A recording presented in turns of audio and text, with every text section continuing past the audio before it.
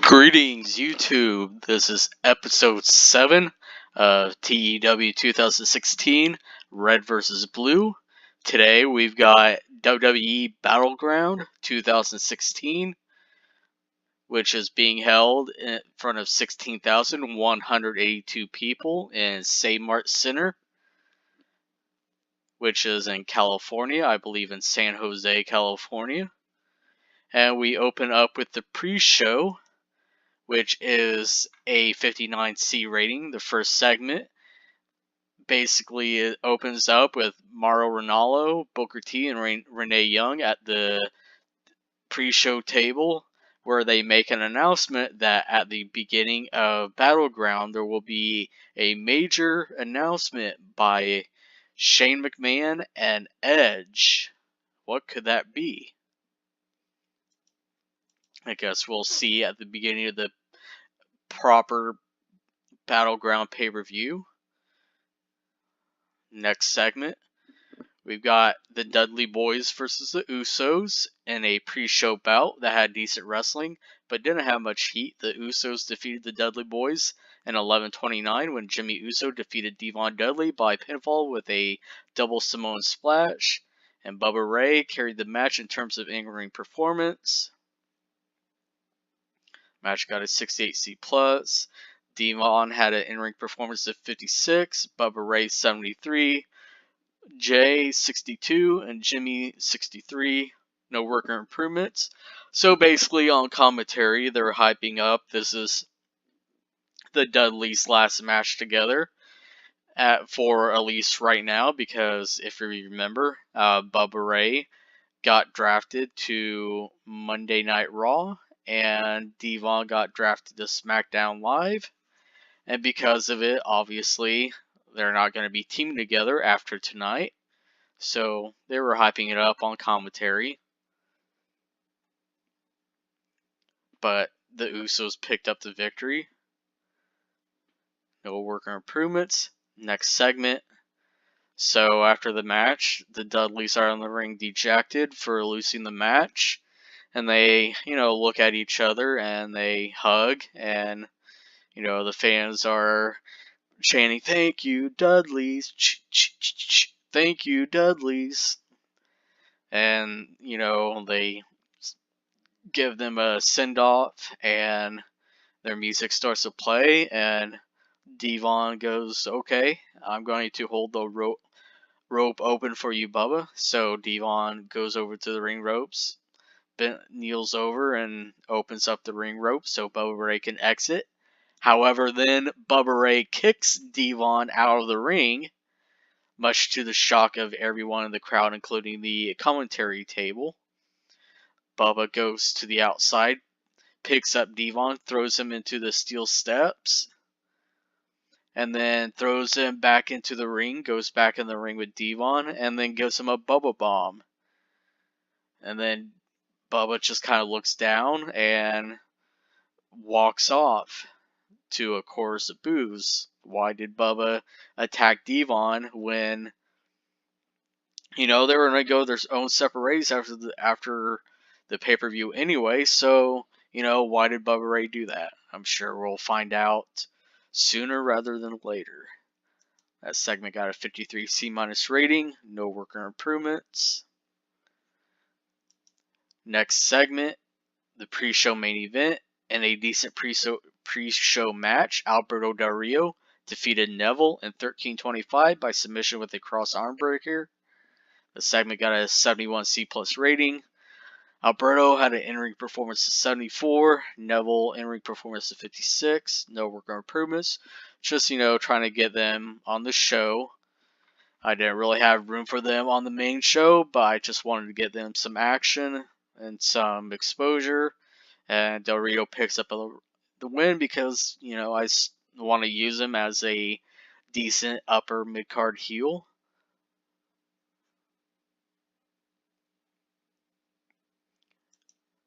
Alright, so the beginning of the Battleground pay-per-view, Shane McMahon and Edge come out, and they say, well, we do have something very major to announce to everyone, but they say, well, I think it's best if we also invite Stephanie McMahon and Christian from Monday Night Raw out to the ring as well.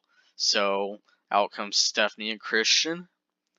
And Shane starts talking about how, this past Thursday night on SmackDown, Paul Heyman came up to him and Edge and formally requested a trade for Brock Lesnar to Monday Night Raw.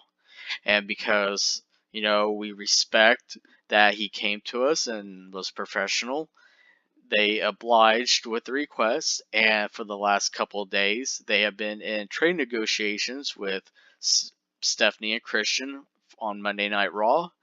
And after consulting with Paul Heyman, they have come to a blockbuster trade that centers around Brock Lesnar going to Monday Night Raw. And Stephanie takes the mic and she's like, not only did we get the Beast Brock Lesnar on Monday Night Raw, we also obtained some very important pieces to the Monday Night Raw puzzle. Also coming to Monday Night Raw in this trade is none other than former WWE Champion, the Celtic Warrior Sheamus, Simon Gotch, one half of the Vaudevillains. So the Vaudevillains will be a team on Monday Night Raw now. And then, who else?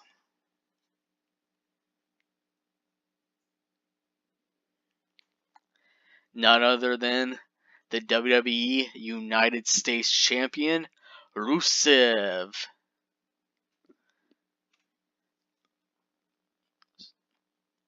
And Edge gets the mic. It's his turn. He's like, well, Raw did get a very, very good deal. They got some major pieces along with Brock Lesnar. It sucks having to lose a United States champion because that's one less championship on SmackDown Live, but they think they'll be able to manage because not only, do we have the tag team champions, we also have the Intercontinental Champion in The Miz. So SmackDown Live is good with their championships. However, of course, we gave away a lot. We got a lot back from Monday Night Raw. So allow me to reveal to you who we obtained in the trade from Monday Night Raw. The first guy I think I'm most excited about because this is someone that, I appreciated their talents for so long, and I'm just excited to work with this individual on SmackDown Live now. The first guy that we got from Monday Night Raw, none other than the phenomenal AJ Styles. But that's not all. You see, we also obtained someone I think I have a lot of hopes for in the future. So, basically a diamond in the rough, someone I see big things for in the future, none other than Apollo Crews. And then another guy that I think is underrated, underappreciated, and kind of, in a position that he really shouldn't be. But I'm hoping on SmackDown Live he can break out and be the star that I think he can be. None other than Luke Harper. But wait, just like an infomercial, but wait, there's more. See, we got another guy that I think will do a lot of big things on SmackDown, and I think a couple other people on SmackDown Live will love to hear that he will now be on SmackDown Live. None other than Kofi Kingston. So yes, New Day together on SmackDown Live. So that that was a great group of people that we got in the trade from Monday Night Raw. And Shane's like, whoa, whoa, whoa, whoa. Edge, are you forgetting someone else? And Edge is like, what? oh, yeah, like silly me, I forgot, I can't believe I forgot this person because, he's rather important. But last but not least, the final person that we obtained from Monday Night Raw in this huge blockbuster trade, none other than the WWE Champion, Dean Ambrose. And at that point, all the crowd cheers, and the commentary team kind of like is shocked because they basically swapped number one picks. But why did Stephanie and Christian give up the WWE champion in this trade? Especially considering how Brock was the one that requested the trade, they shouldn't have had to have given up the WWE champion in this trade. And then Christian kind of like stops the celebration, and he's like, whoa, I think you guys forgot one more stipulation in this trade. If you don't mind, I'm going to go ahead and reveal it. So when we were doing discussions in regards to this trade, there was one more thing that, kind of like tipped this trade in favor of, it going through. So Brock Lesnar will be competing at SummerSlam. Now, who is going to be facing Brock Lesnar at SummerSlam? It will be a member of SmackDown Live. Now, who's going to be the one to face Brock Lesnar at SmackDown Live? Well, that decision will rest solely in the hands of Paul Heyman and Brock Lesnar. So, we can confirm at SummerSlam, it will be an interpromotional matchup representing Monday Night Raw Brock Lesnar against someone from SmackDown Live, handpicked by Paul Heyman and Brock Lesnar. So yes, what do you think about that trade? It was something because like I went over before the draft, I did, randomly. It wasn't something like I sat and picked who goes on what brand. I used the randomizer to, basically pick the rosters, and then I just went and, placed them in order about how they would probably be drafted in real life. And then I looked at the rosters. I was like, well, I think we should do some, trades to try to position people around. Not a whole lot, but I figured, well, maybe this person would be better over here for the storyline. This person goes over here. Just kind of like even it up and make things work for the storylines I've got in the future. No worker improvements, but pretty good segment to start off the show. And then we go right to that one. To The Miz coming out with Maurice. And he cuts a promo about how, SmackDown, Shane, Edge, commendable job on making the trade because now SmackDown Live has the WWE Championship in their possession. And, getting Dean Ambrose, that's irrelevant because now The Miz is one step closer to becoming the most must-see WWE Intercontinental and WWE Heavyweight Champion in history. Yes, he's proclaiming that he's going to become a dual champion in due time now that the WWE Championship is property of SmackDown Live, at least for the time being.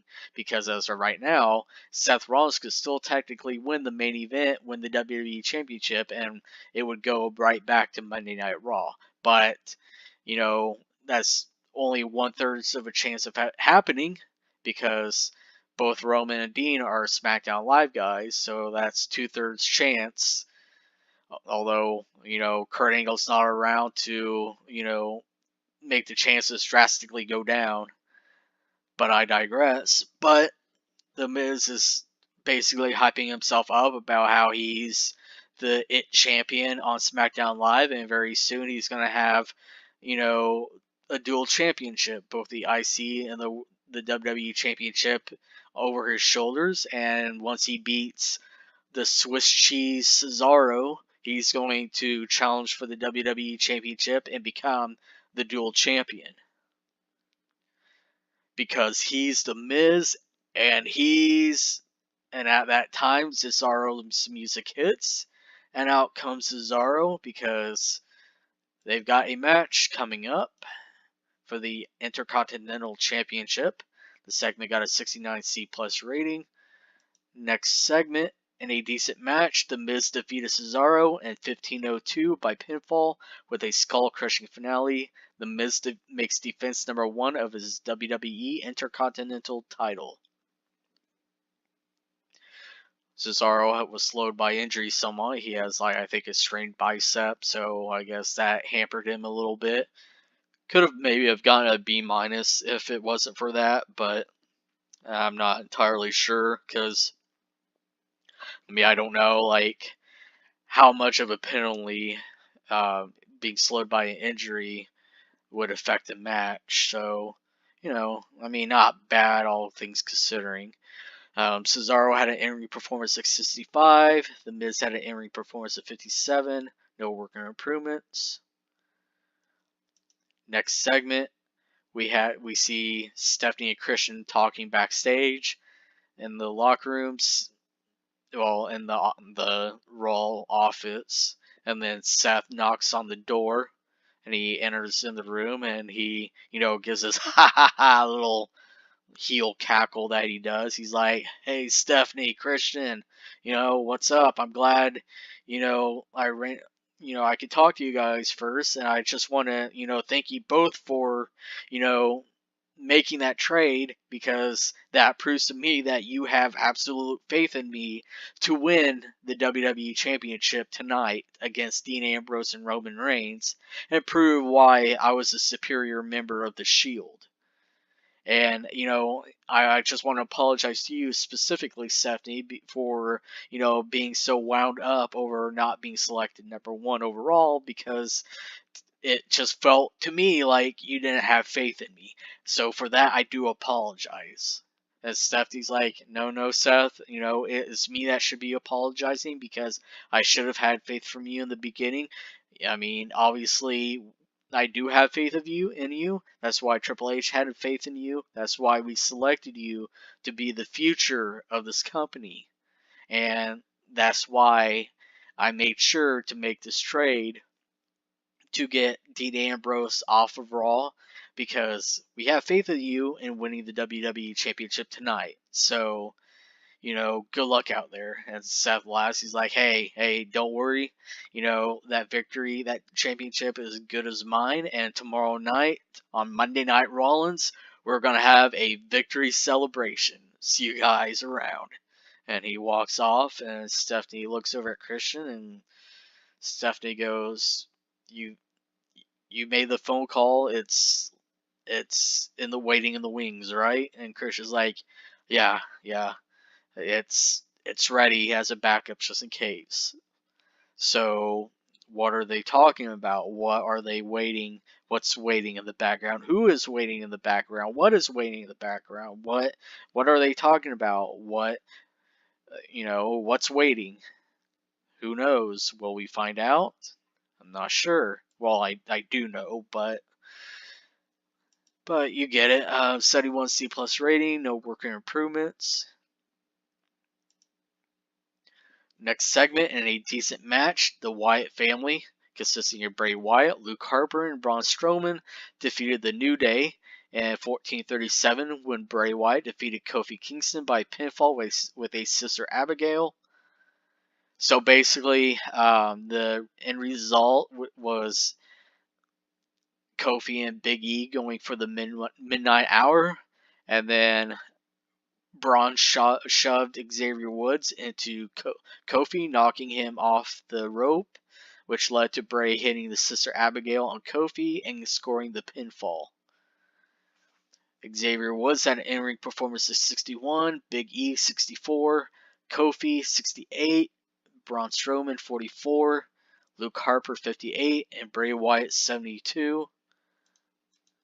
Big E is improving in Rumble skills. Braun is improving in performance skills. And I got a 68 C+ rating.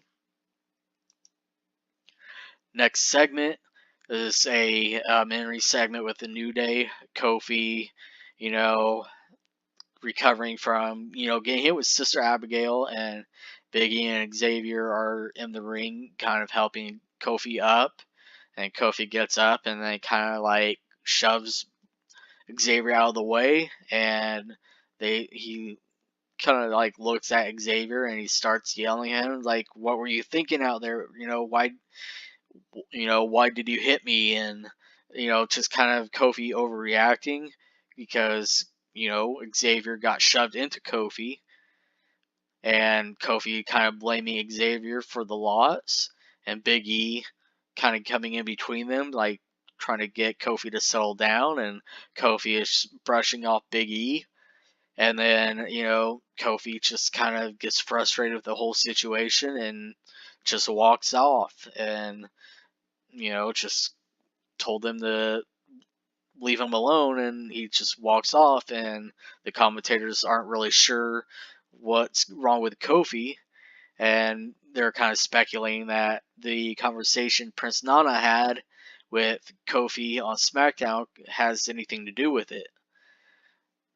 But we don't know for sure. I'm sure we'll see more of this later on. It got a 70 C+ rating, no worker improvements. Next segment, and a decent match. Sheamus defeated Mark Henry in 12-13 by pinfall with a bro kick. Mark Henry had an in-ring performance of 55. Sheamus 74. No worker improvements. Got a 67 C+ rating. Basically just a filler match to get Sheamus on the show, get him some momentum, because he's definitely going to be a major player over on Monday Night Raw. Next segment, Lana comes out, and she, hypes up Rusev, does her spiel of, please place your hand over your heart and welcome the love of my life and your United States champion, Rusev. And Rusev comes out, and he gets in the ring, he takes the mic, and talks about how he was going to come out and issue an open challenge to any Raw superstar for his United States Championship, but then he found out he was traded to Monday Night Raw. So, and because of that, he wants to give someone from SmackDown Live a shot to win his United States Championship and take the title back to SmackDown Live with them. So who from SmackDown Live is going to stand up to Rusev? And that person will be none other than Apollo Crews. And the segment bombed. I mean, he doesn't have a lot of popularity, so I mean that's to be expected. 37 D- rating. But yeah, Apollo Crews also traded earlier in the show to SmackDown Live, and now he's the one challenging Rusev for the United States Championship. And that match got a 65 C rating and a decent match. Rusev defeated Apollo Crews in 11:42 by submission with an accolade. Rusev makes defense number 2 of his WWE United States title. Rusev had an in-ring performance of 67, Apollo Crews 49, no working improvements. So not a terrible match, not a terrible rating. Just I wanted Rusev on the show. I thought it's a good way to get a little rub onto Apollo to try to build him up a little bit. Next segment is the highlight reel with Chris Jericho. And his guests are Enzo More and Big Cass.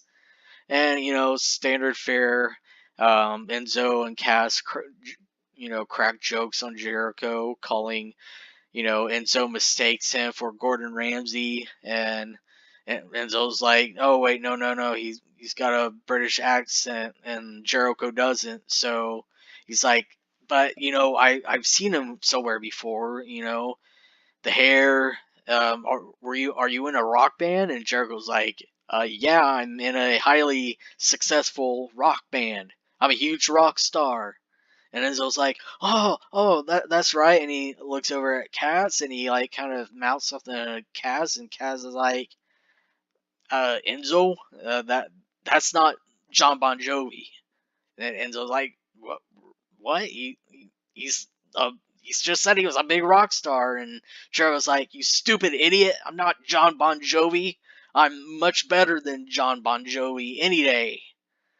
And Enzo's like, I'm sorry. I mean, I didn't recognize you, Chris. I mean, all those tattoos on you. I mean, what kind of a midlife crisis are you going through? And Jericho's like, I'm not going through a midlife crisis, you stupid idiot. I'm the GOAT. I'm the greatest of all time. You know, just standard fare like that. Enzo, Cass taking the piss out of Jericho, and Jericho, you know, had that sour look on his face, calling them stupid idiots. But, just a way to get them on the show as well. That segment got a 66C plus rating. No worker improvements. Next segment is the Fatal 4-Way match for the Women's Championship. In a poor match, Charlotte defeated Becky Lynch, Sasha Banks, and Natalya in 13-16 when Charlotte defeated Natalya by submission with a figure 8 leg lock. Charlotte makes defense number 1 of her WWE Women's title. The match got a 57C- rating. Natalya had an in-ring performance at 48, Becky Lynch 49, Sasha Banks 57, and Charlotte 52. Natalya is improving in flying skills. Okay. Next segment, backstage interview. Renee Young is with Roman Reigns. Basically, Roman Reigns is hyping up the main event, saying, this is years in the making. This is a match people have been wanting for, pretty much ever since Seth stabbed him and Dean in the back and wanted to see who was truly the best member of the Shield. And this is for the WWE Championship. And even though he still considers Dean a brother, he's going to do what he needs to do to regain his WWE Championship. So that got a 56C- rating. No worker improvements. We move on in a decent match. The Big Show defeated Baron Corbin in 11-17 when Baron Corbin intentionally got disqualified. So basically, Battle of the Hosses, the new guy against the established veteran. Baron couldn't take down the Big Show. He got frustrated, so he just, whacked Big Show with a steel chair to get himself intentionally disqualified.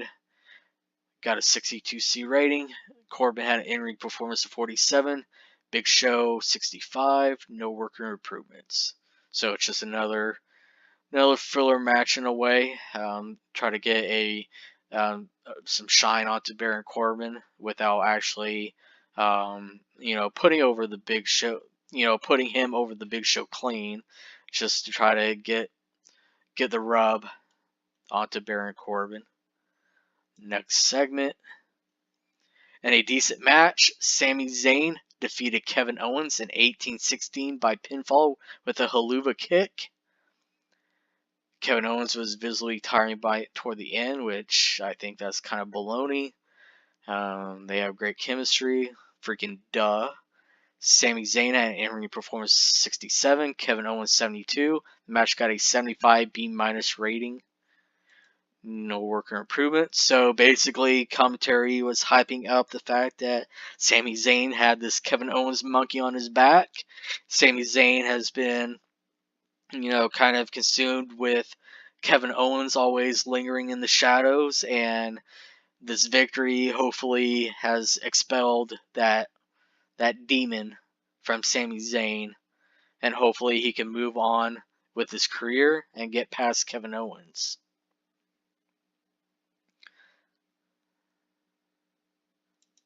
So after the match, Sami Zayn and Kevin Owens kind of have a stare down, and Sami's kind of like, "Hey, let's start clean. We've had our battles, and I know there's some hard feelings, but you're still my friend. I still want to be friends with you." And Kevin, selling the match, he kind of like looks at Sami, kind of like contemplating.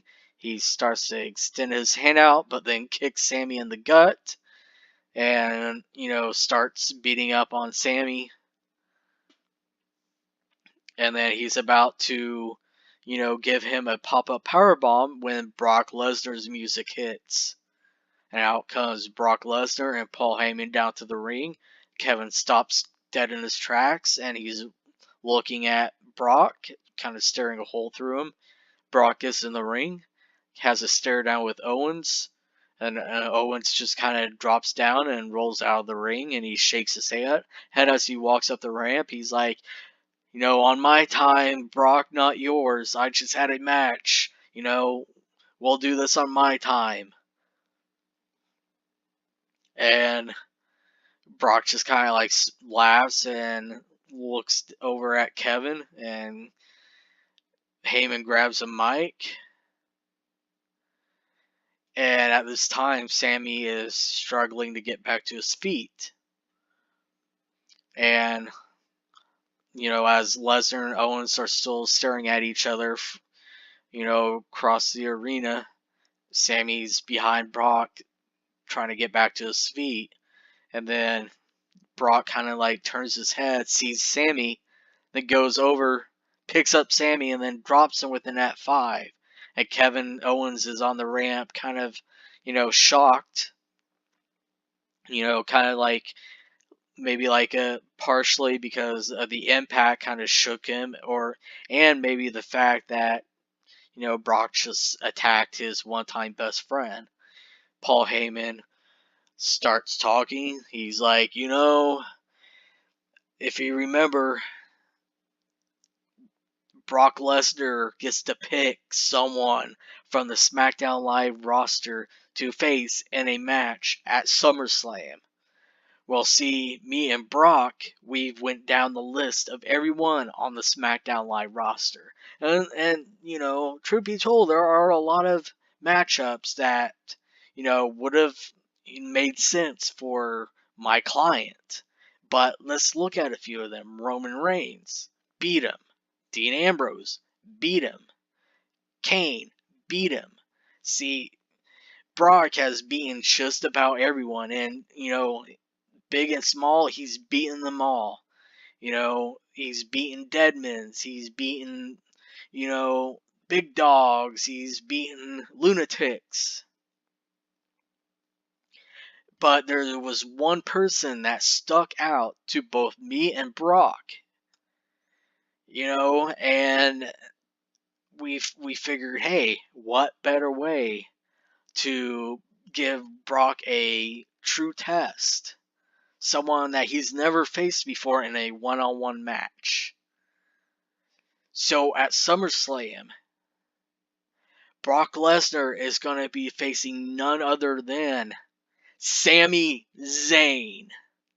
And at that point, commentators are, just flipping out and like shocked because, who would have thought Brock Lesnar would choose to face Sami Zayn in a big time match? Even Kevin Owens is on the stage with a look of shock and confused. He's confused and he's shocked and he's not sure really what to think because, he was thinking that Brock was going to pick him, but instead he just picked like his former best friend, someone like half his size. And Paul's like, and some of you might be wondering why we chose Sami Zayn. Let me explain to you why we chose Sami Zayn. See, all these people, like we just went over. We've beaten Roman Reigns. We've beaten Kane. We've beaten Dean Ambrose. We've beaten every different type of wrestler that there is, except one type of individual. One type. That's someone that, has that never say die attitude. Someone that has that heart. Someone that has the guts. That can withstand the punishment of Suplex City. Someone that can withstand the F5. He doesn't have to be the biggest. He doesn't have to be the tallest. He has to have heart. And to me, there's no one with more heart on SmackDown Live. In fact, all of WWE than Sami Zayn. We want to push Sami Zayn.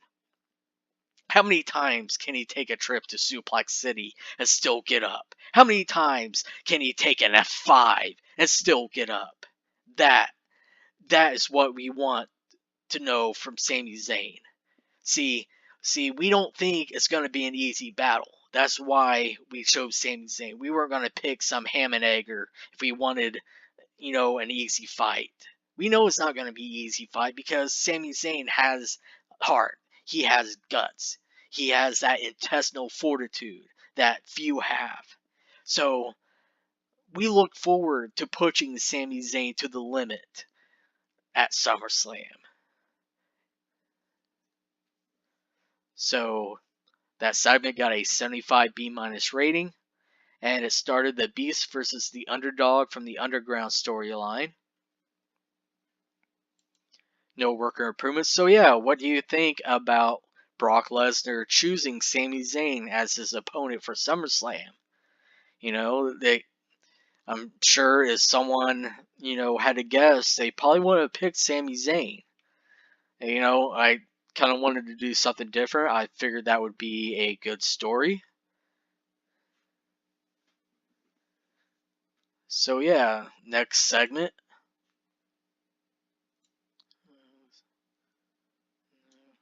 Not yet. In a bout that had great wrestling and good heat, John Cena defeated AJ Styles in 2001 by pinfall with an attitude adjustment following interference from Carl Anderson. The match also had a lot of interference. Carl Anderson targeted Cena. Well, so basically, the club came in and not only attacked John Cena, but AJ Styles as well. So the way it set up, at least the way I had it envisioned in my head, John Cena has, AJ won, like, pinned with an AA, at least the first AA. The ref was knocked out, but the club come out and hit the Magic Killer on John Cena. And they're, like, helping AJ up, and AJ, kind of shoves them away, and he's like, no, I'm going to do it on my own.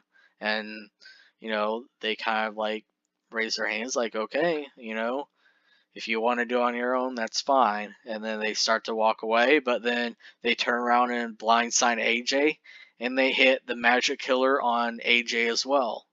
And then they walk out, so both AJ and Cena are out. And it's basically who gets to their feet first. And Cena gets to his feet first. Shortly after, AJ gets back to his, and then Cena ends up hitting the AA again on AJ and getting the 3 count. The match got a 76B- rating. AJ had an in-ring performance of 76.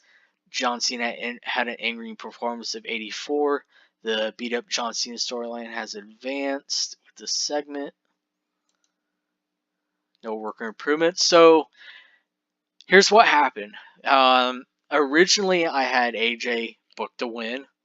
Basically, I wanted it to be clean. I wanted AJ to beat Cena clean. Cena didn't like it. He used his creative control clause to ixnay the result. And I tried to make, have the same result where the club came in and attacked both of them, and AJ won as opposed to Cena. Cena still said, nope, not happening, not on my watch. So at that point, I kind of relented, sighed, like, okay, Super Cena wins, LOL, Cena wins, and there you go. Not the way I wanted it to happen, but it is what it is. You gotta roll with the punches. No worker improvements, 76 B minus rating, so pretty good match.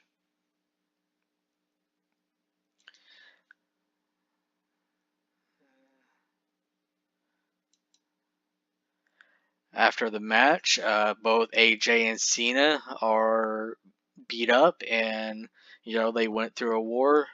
And Cena extends his hand out to AJ, basically like, "Hey, I'm sorry. I shouldn't have doubted you. You were a man. You could have taken the easy way out, but you didn't. So here's to you." And AJ, still selling the match as well. He looks at Cena, and then he finally shakes his hand. So we got a Cena. We're changing his gimmick from fan favorite to legend.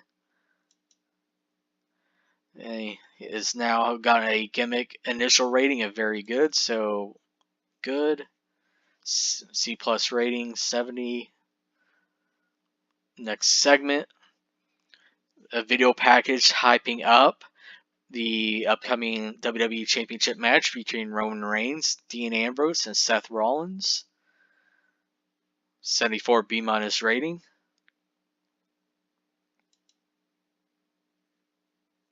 So, in a good match, Roman Reigns drew with Seth Rollins and Dean Ambrose in 1953 when the match descended into chaos after 5 masked men interfered and attacked all 3 men. So basically, how I pictured this in my head. Let's say, so Dean Ambrose was outside of the ring, kind of laid out, and Roman and Seth are in the ring. Seth got hit with a Superman punch, and Roman goes back, does his hoo-ah, and gets ready to spear Seth when the masked men come out from the crowd and drag Roman out of the ring, like grab him by his ankles and like drop him down and drag him out of the ring. They start, just beating up on all 3 men. So the 5 men are all attacking the former members of the Shield. They just basically annihilated them. Two of those guys lifted up Roman Reigns onto the big guys of the group's shoulders and delivered a shield-like powerbomb onto Reigns through the announce desk. And then in the ring, the smaller guy did a springboard kick onto Seth Rollins. And then the tall, lanky guy hit a version of Dirty Deeds on Dean Ambrose, basically just causing, destruction. And they're wearing like this a shield-like gear with like the flak jackets, and they're even wearing like the shield masks. If you remember near the end of their run, especially after they turned babyface, they had like these little face mats. So they had a like all black ski mask type, and then they had like the little face cover mats with like the little designs on it. So like you can't see who they were, but they just basically dominated. So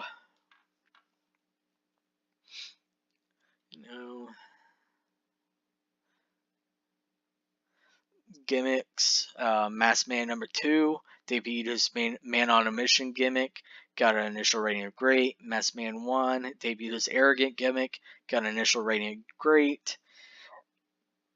Masked Man 4 has debuted his Troublemaker gimmick, initial rating of above average. And Masked Man 5 has debuted his Arrogant gimmick, got an initial rating of great. Roman Reigns has had an in-ring performance of 75, Seth Rollins 79, and Dean Ambrose 73. The Remember Us storyline has advanced with the segment. No worker improvements. So, and that got a 76 B- rating. And we end the show with another 75 B- rating.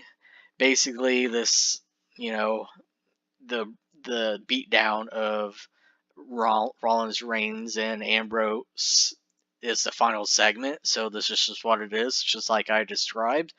They basically take out all three out while the show goes off the air, talking about how, with Michael Cole crying about, oh, the WWE is at a crossroads, and, how is the landscape going to be changed? This is definitely bad news for the rest of the WWE. Who are these guys?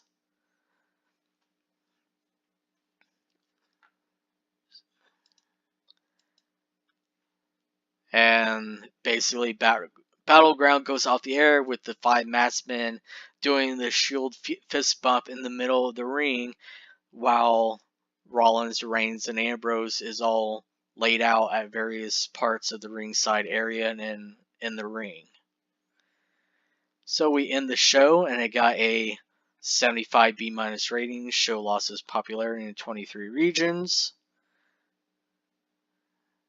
So let's do a speech, make our speeches. So I'm going to and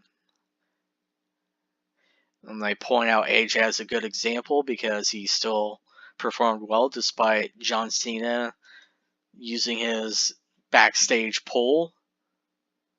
Who else do I want to do? Sami Zayn. I'm going to praise him for a great performance. And then also praise Kevin Owens as well. AJ seems pleased. Sami Zayn seems pleased. Kevin Owens seemed pleased. So, if you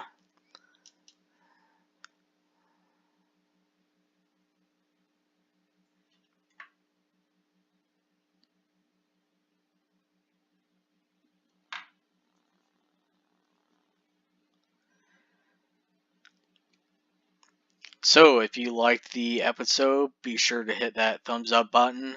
Leave a comment below. What did you think about the episode? And